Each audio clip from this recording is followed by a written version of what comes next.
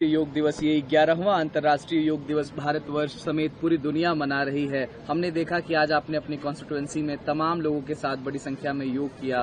क्या कुछ संदेश और मुझे लगता है ये 3 घंटे हो गए आपको योग करते हुए। क्या 21 जून को योग करने का एक अलग व्यक्तित्व निकल करके सामने आती है कि प्रधानमंत्री जी सामने ही योग कर रहे थे। सबसे पहले तो आपको, आपके सभी दर्शकों को अंतर्राष्ट्रीय योग दिवस की बहुत बहुत शुभकामनाएं। मैं बहुत धन्यवाद देती हूं गुरुजी श्री तन्मय गौड़ जी को, जिन्होंने आज यहां पर मिनिस्ट्री ऑफ कल्चर के तत्वाधान से पुराना किला जैसी इतनी आइकॉनिक जगह पर योगाभ्यास करवाया है। देखिए, ये जो अंतर्राष्ट्रीय योग दिवस का जो प्रस्ताव 2014 में आदरणीय प्रधानमंत्री श्री नरेंद्र मोदी जी ने रखा था, उससे उन्होंने एक जन आंदोलन वैश्विक पटल पर शुरू कर दिया है। योग का अर्थ होता है जुड़ना, आत्मा का शरीर से, कर्म का विचारों से, पुरुष का प्रकृति से।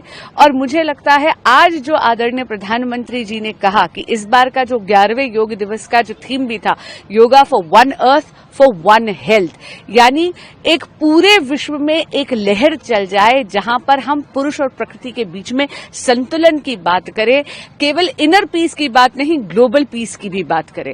आपने कहा कि 21 जून का महत्व खास है। जी बिल्कुल खास है, क्योंकि ये साल का सबसे लंबा दिन होता है, जैसे कि आप जानते हैं। मुझे लगता है प्रकृति के साथ जुड़ने के लिए, संतुलन बनाने का, विश्व में भी, अपने अंदर, ब्रह्मांड में और प्रकृति के साथ संतुलन बनाने का ये बहुत अच्छा दिन है।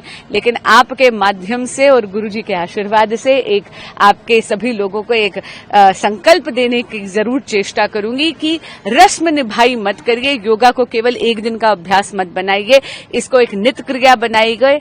इस योग अभ्यास को यदि आप आत्मसात करेंगे तो ठहराव आएगा जीवन में भी, विचारों में भी। धन्यवाद। बातचीत में आप कह रहे थे कि अगर योग शरीर है वो स्वस्थ रहेगा और शरीर के साथ साथ पूरी दुनिया स्वस्थ हो सकती है। एकजुटता का संदेश भी योग देता है और भारत तो विश्व गुरु की नीति पूरी दुनिया को देता है। और जब इस समय इंटरनेशनल अनस्टेबिलिटी देखने को मिलती है, तमाम रीजन्स में क्षेत्रीय दुराव भी देखने को मिलता है, तो क्या आपको लगता है कि योगा ही वो तंत्र है जिससे पूरी दुनिया एकजुट भी हो सकती है? जी बिल्कुल। आज जैसा आदरणीय प्रधानमंत्री श्री नरेंद्र मोदी जी ने विशाखापट्टनम में कहा कि जब आप yoga for one earth one health की बात करते हैं, तो आप वो इनर पीस से ग्लोबल पीस और आउटर पीस की भी का भी उन्होंने बात रखी। ये बात आत्मसात कर इसका निर्वाहन करना बहुत जरूरी है। और जैसा कि आज गुरुजी तन्मय गौड़ जी ने भी कहा अपने उद्बोधन में कि हम तो पंचभूत से ही बने हैं, तो इसीलिए पुरुष और प्रकृति में संतुलन